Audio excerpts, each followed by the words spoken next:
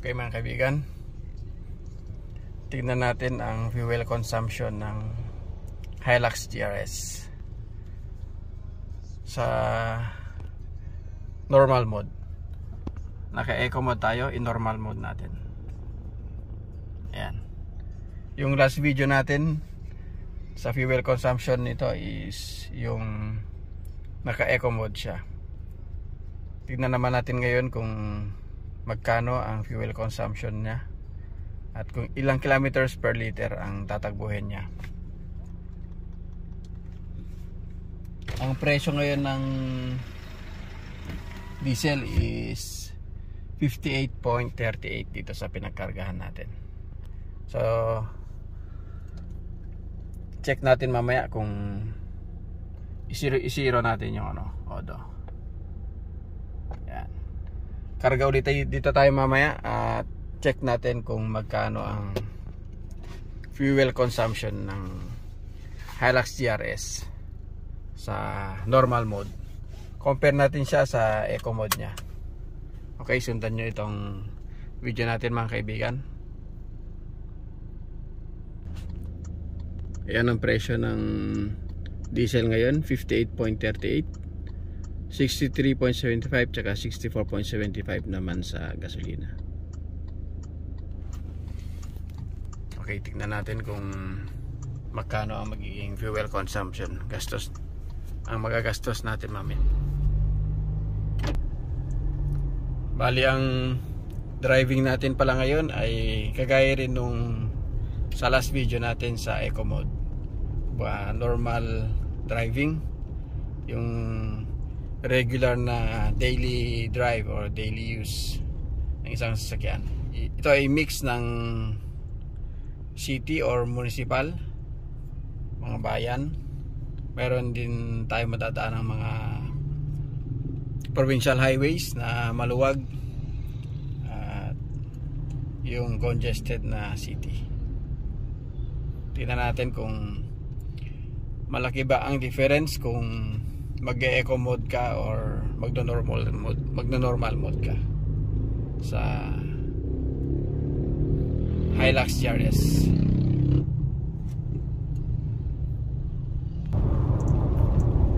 Kagaya nito mga kaibigan, maluwag ang daan, so medyo mataas ang fuel consumption natin pag ganito ang traffic condition. At ma-share ko lang yung sa cruise control ng mga sasakyan.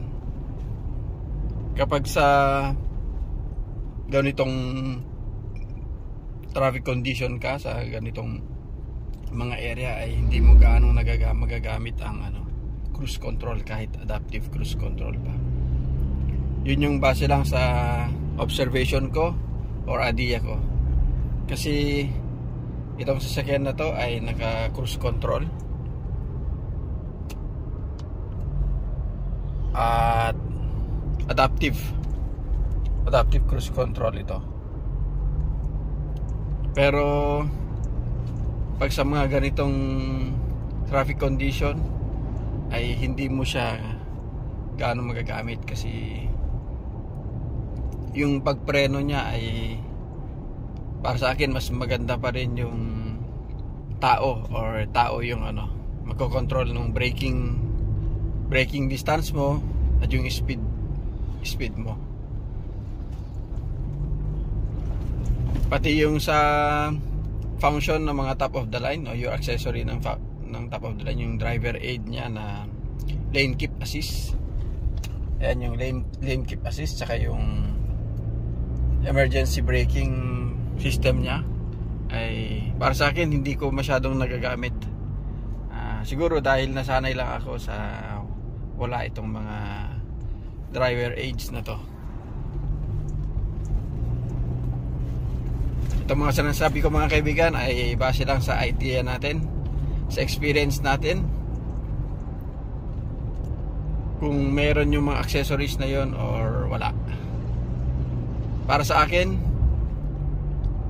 meron yung accessories is well and good. Pero kung wala din yung mga accessories, okay lang din naman. Or yung mga driving aids or systems ng top of the line na sasakyan. Tapusin nyo itong video natin mga kaibigan para malaman natin kung ilang kilometers per liter ang tatakbuhin ng Hilux GRS kapag naka normal mode, at kung magkano ang fuel consumption niya sa diesel kapag ang presyo ay 58.38 pesos per liter. Okay, full tank na ulit tayo mga kaibigan. 38.6 kilometers ang tinakbo natin. Ang kinarga natin ay 308.5 5.284 liters.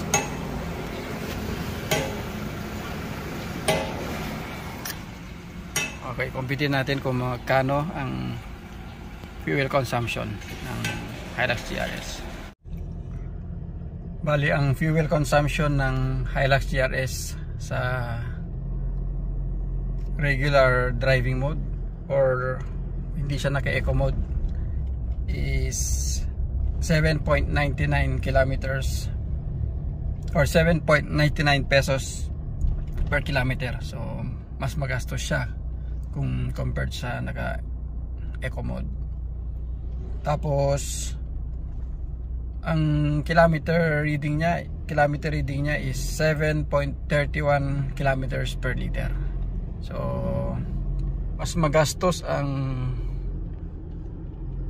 normal mode ng Hilux GRS compared sa eco mode niya. Base sa computation natin, lumabas na sa computation natin ngayon. Okay, that's all mga kaibigan. Hopefully naging informative or okay sa inyo itong video sharing uli natin. Bali, ang tinakbo natin ay 38.6 kilometers. Tapos ang kinarga natin full tank is 308.5 pesos. 7.99 pesos per kilometer. Compared mo pag naka eco mode ka is 4.5 pesos per kilometer. Tapos kapag naka normal mode ka, 7.31 kilometers per liter. Pero pag naka eco mode ka is 12 kilometers per liter. Okay, maraming salamat mga kaibigan. Sa muli, and as always, keep believing and trusting the Lord. Keep safe and God bless.